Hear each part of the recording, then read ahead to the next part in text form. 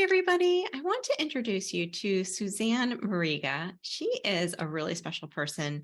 She is not only a CPA, a fractional CFO, she's also a high net worth tax strategist to 7 and 8 figure entrepreneurs, but she's also so much more than that. She's an incredible person. I'm just so excited to share her journey with you, some of her expertise, her experience. She is a best-selling book author. Susanne, welcome to the Next Level Leap podcast. Hi, Laura. I am so excited to be here. Thanks for having me as a guest. Yeah. There's so many really interesting topics that I'm excited to cover with you, some of which we even started talking about a little bit before we started recording. And I'm like, hold on, it's too good. Let me record. But just first and foremost, your mission, your personal mission, your business mission is to eradicate entrepreneurial poverty and change family legacies. Like what contributed to this being your life goal? I grew up in a family of entrepreneurs.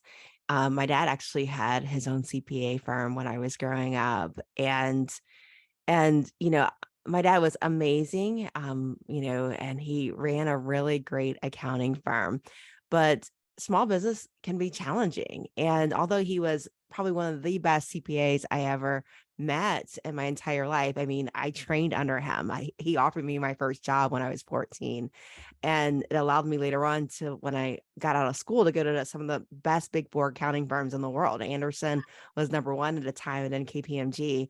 But one of the things that he never did was he never stepped into his worth. And so, you know, for years he offered accounting services for like $200 a month, Oh my gosh. and $200 a month for decades, probably up until the point that he actually left his firm. And it had a repercussion, right? It had a repercussion in that he worked very late at night.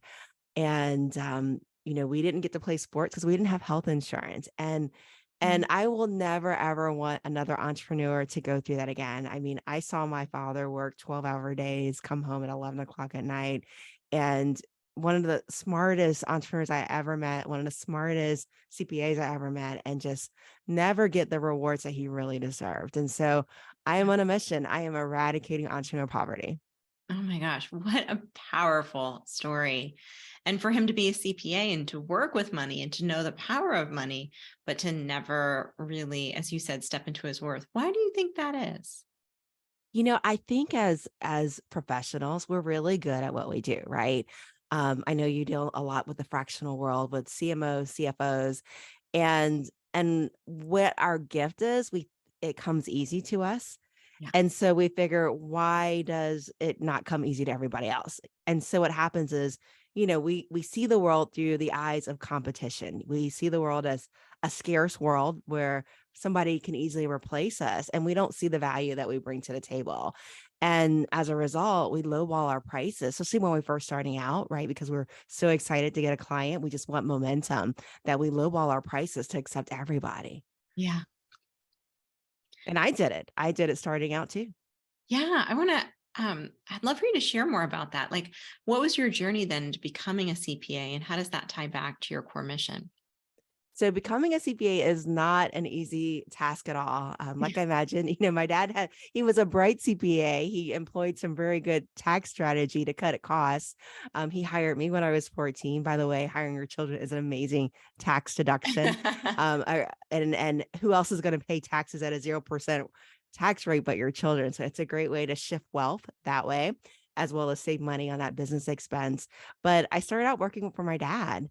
And, I went into corporate, I went into Big Four accounting, and many, many years. And then when I had my daughter, I said, I'm going to start my own firm. I'm going to start my own firm. I'm not going to be a traveling mom going to New York, going to Toronto every weekend. I am going to be a mom that is available for her kids. And I started my business. I started my accounting firm. And, it was an interesting combination of experience. I started, when I was at KPMG, I had a weird mix. It was a mixture of governmental clients as well as your big manufacturing clients like Komatsu. And apparently it was the right mix because it allowed me to get government contracts when I started my own practice, and at the same time service the small business community. So I would say almost instantaneously we blew up with some of the largest cities in the country, as well as a really nice portfolio of small business clients. And we ended up being a Goldman Sachs 10,000. We were featured in a Houston Business Journal, and, just ended up doing some amazing things. So that's my journey with it. Wow, that's so fascinating. And I know you wrote your book, Profit First for Minority Business Enterprises. If you're watching the video, it's beautifully displayed behind Susanne right now. What was the motivation behind that book? Like, what drove you wanting to publish it? I wanted to eradicate poverty. That's really what it is. And when I look at neighborhoods, when I first started my career, I had the privilege of being able to move to Chicago. And when it was interesting, because as I was interviewing for Anderson in Chicago, I would ask my coworkers, I was like, where should I live? And them being meaningful and wanting to help me, they're like, oh, you got to move to like Lincoln Park. Lakeview's okay, but whatever you do, don't move to the south side of Chicago. Don't move to the south side. Don't move to the west side. Whatever you do.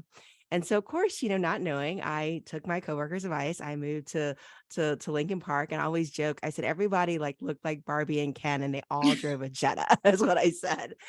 And I said, and one day I woke up, I said, I just want to see the world for what it is. And so I took a bus, and I said, I'm just going to take a bus. I don't know anybody in this town anyway. And when I get off at the bus and the bus doesn't go any further, I'm just going to take another bus.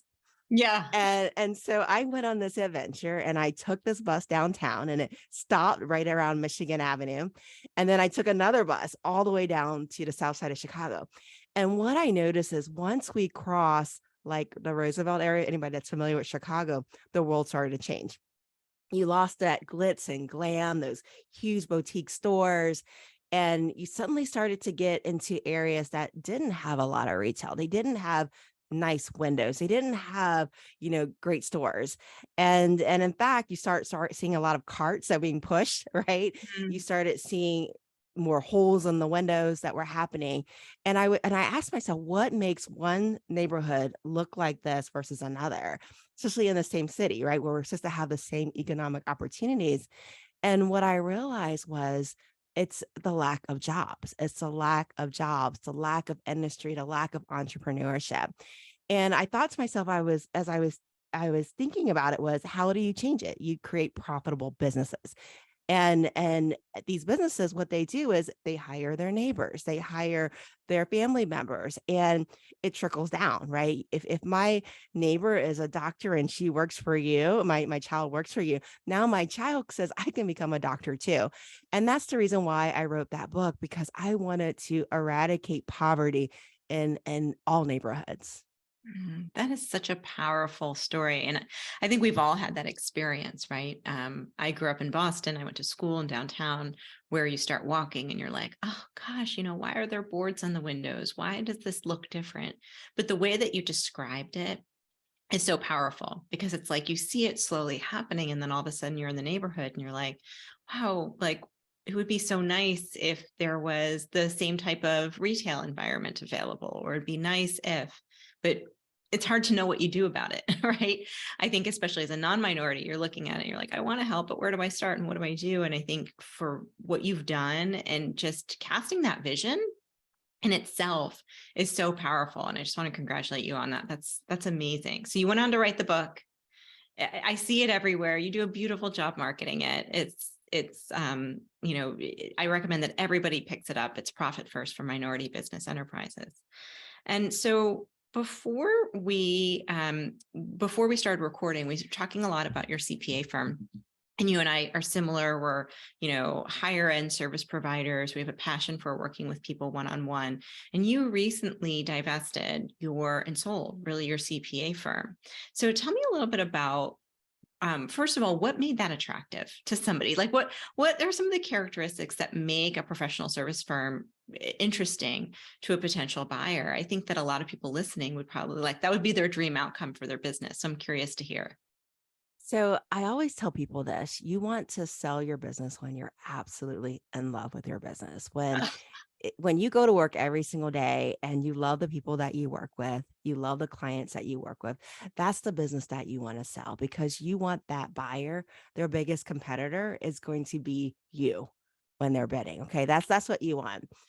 And I've owned that CPA for over 15 years. It was, like I said, amazing, amazing in terms of like the contracts that we got, the work. We were one of those firms that never lost a client. Okay, Yeah. that's just the type of work that we did, and really, and it didn't start out that way, right? It started out like I talked about, I lived in entrepreneur poverty. I talked about in my book where I had erasers, where I was like literally erasing staff people's work and redoing it at like 11 o'clock at night. I started from that. That was my reality. And I would sit in these board meetings and they would be talking about how amazing my staff person was. And I wanted to just roll my eyes like, I did that work. I redid it. But that's where we started from. But it was learning the lessons. It was learning the lessons about having those crucial conversations where when things aren't right, starting to look at the the staff person and go, hey, I see a problem. I might leave you in the middle of busy season for having this conversation because the stakes are high. You've got a lot of pride, but I see a problem. We can't let this continue. And it's having those critical conversations when you don't want to have them, because those are the things that change your game. It was implementing hiring practice, you can't hire those family members that are like, hey, Susanne, can you hook up your brother here? No, no, no, no. You hire for not just aptitude, but do they even have the skill set? Are they proven? Did they get the degree?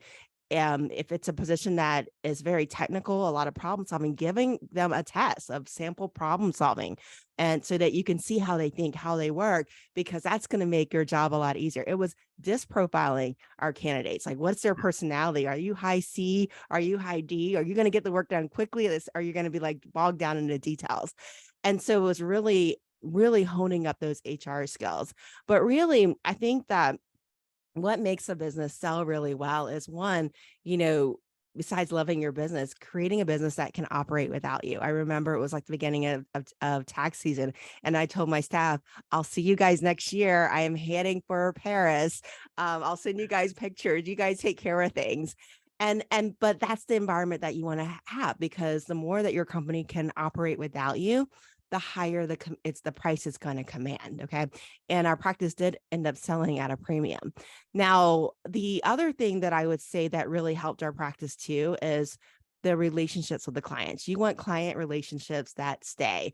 The person that's buying your firm doesn't want to have to reinvent your firm every single year.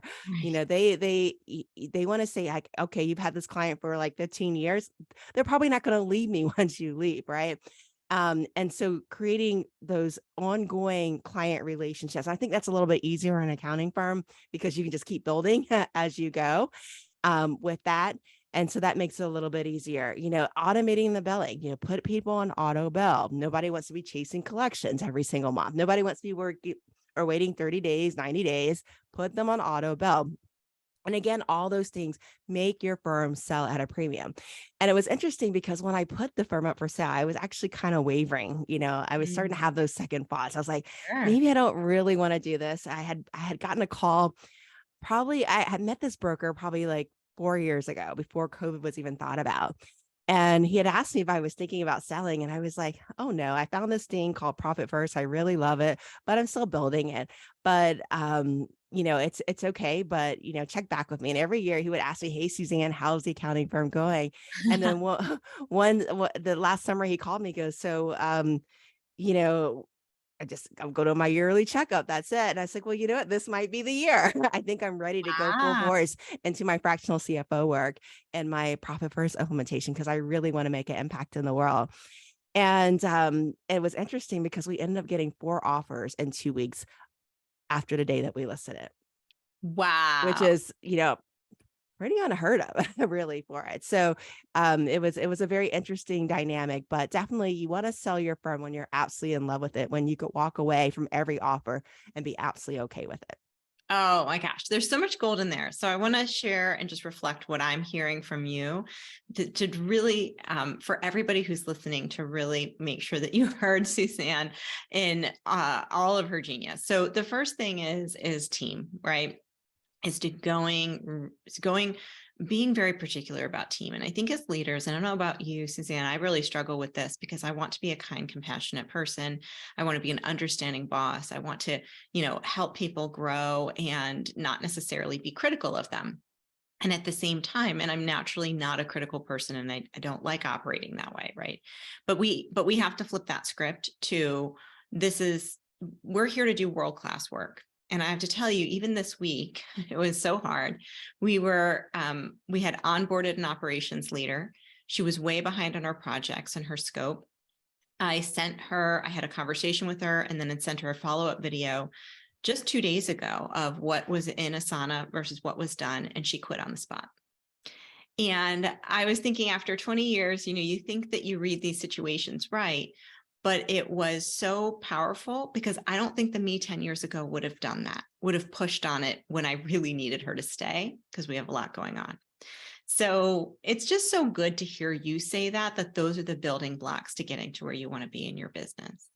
And all of the elements of like doing really great work, hiring great people, being committed to quality, the recurring revenue business. I think a lot of people think that recurring revenue can only happen in like online memberships, $29 a month memberships. Like professional services firms can be recurring billing, and give you recurring revenue. There's so much that you've done so well. So congratulations on that. Thank you. And of course, having a profitable firm, right? Nobody Yeah. wants to buy a firm that's not profitable, right? Because if you got negative profit at the end of the day, what's the valuation on that other than the assets? Zero. So you definitely want to have a profitable firm too. Yeah. And I'd love for you to share too the personal side of this.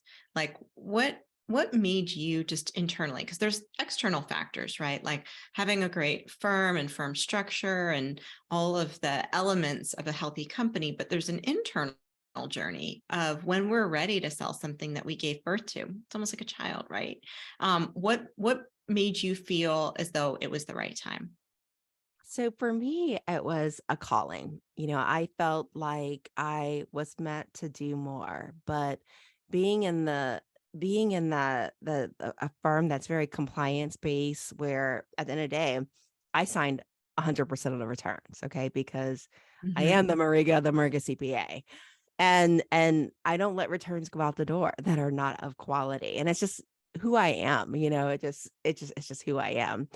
And I knew that that was blocking the blessing for where I wanted to go. And so, for me, it was sometimes you have to release the things that you like to do the things that you love. And for me, that was focusing more on the boutique side, that one-on-one relationship, focusing on really helping businesses implement profit first on a deeper level versus just shallowly make sure that the tax returns get processed and out the door. Mhm. So what are you working on these days? Like what, so you've divested the company, but you're still with it as part of the transition, which is very typical when you are in the process of a transition time. And what are some of the other things that you're working towards right now? So right now, I am helping small businesses grow. We specialize in tax strategy for the 7 and 8 figure entrepreneur. So it's an interesting combination of fractional CFO services, implementing profit first, but also a tax strategy. Because a lot of times people, when they think about taxes, I was talking to a client and her CPA told her to go out and buy a truck. And first of all, she couldn't afford a truck. And the reason why he told her to is so that she could get a big write-off. Right. And the bad thing was she couldn't even use a truck. She already had a car that she absolutely loved. And now she was stuck with $1,000 truck payment every Oh single my month. gosh. Yes. And the bad thing was she ran at a loss before she came to profit first. So she didn't even need a deduction because we're talking about like loss carry forwards, right? Wow. And I love what I do because it really is holistic. It's about building people's net worth through the use of tax strategy. So like where a lot of accountants will tell you go out and buy that big old Hummer, because it's over 6,000 pounds. Right. Um, and they can get that nice bonus appreciation or $25,000 write out. I'm like, if you don't need a Hummer, don't get a Hummer. Right. Instead, let's look at your strategy. Let's look at what you're trying to accomplish in the next 5 to 10 years. And for a lot of us right now, during the Great Resignation, which is still happening, which is stopping the recession from happening, is longevity, right? It's hard to get quality employees. And so the ones that we get, we want to hold on to them, and we want to hold on to them for a long time. And so what I'll say is, okay, so you want to create longevity. Let's create a business that they can't pass on. And one of the things that big companies offer, right, is that 401k plan. Mm. And people are, especially small businesses, tend to shy away from it. But I'm like, it doesn't have to be a regular safe harbor 401k plan. No, you could have it so that it takes time to vest, where your employees are rewarded based upon the amount of time that they're with you. So instead of vesting immediately, maybe we'll say it's going to vest over 6 years. And so if they leave you after 90 days, or like after like a year or 2 years, they forfeit all their contributions that you've given them if they aren't fully vested in those. And so in the meantime, you've got a tax write-off all these years for making that contribution, but they forfeit actually taking it with them. And so what happens, it stays in a trust. It stays in a 401k trust. And if you're the last one standing, right, it means that it goes to you. It's allocated to you as part of your retirement. Meanwhile, you've gotten deductions. You've gotten like $60,000 in deductions every year because you're maxing out your 401k with profit share. So like that's just one of the things that we did. We talked about the hiring your children. Um, if your children are paid less than a standard deduction, right? They're in the 0% tax rate, which by the way is fabulous. So now your children can take you to Disney World, right? Which is really great. And then, let's say Disney World, it's fine, and there's still money left over. You can say, okay, I'm going to have you invest it in your Roth IRA, which by the way is after tax, which happens to be zero for them, right? And so they can invest in that Roth IRA. And in the meantime, they can use that money for when they go to college. If they end up being like an amazing sports star and they're like, Mom, thanks, but no thanks. Now they've got their down payment for their first house. If they end up going to the NBA and they're still like, thanks and no thanks, then now they have money for when they retire. So again, you're shifting that wealth from generation to generation, and also you're doing it in a tax-free manner. Ah, that is so good. I love hearing the passion in your voice with this. It's obviously your gifting. And it's just fascinating to hear you talk about your journey and your experience and what you love to do and how you're serving your clients right now. So if people are interested in learning more about you, they're like, oh my gosh, I need Susanne in my life. Where can they find you to find you? So the best way to reach me is we have a free Profit First Masterclass. If you go ahead and find me on LinkedIn, the best way is to remember Mariga as the last name, because everyone mixes up the Susanne, but Mariga, Susanne Mariga. You can find the link there to attend the masterclass, and it's absolutely free. It's 9 days, and we teach you all about Profit First. Wow, that sounds awesome. All right. So look up Susanne on LinkedIn. It's Mariga, Mariga. And Susanne, thank you so much for being here and sharing your wisdom. Congratulations on the sale of your business, and many blessings on all your next steps. Thank you, Laura, for having me.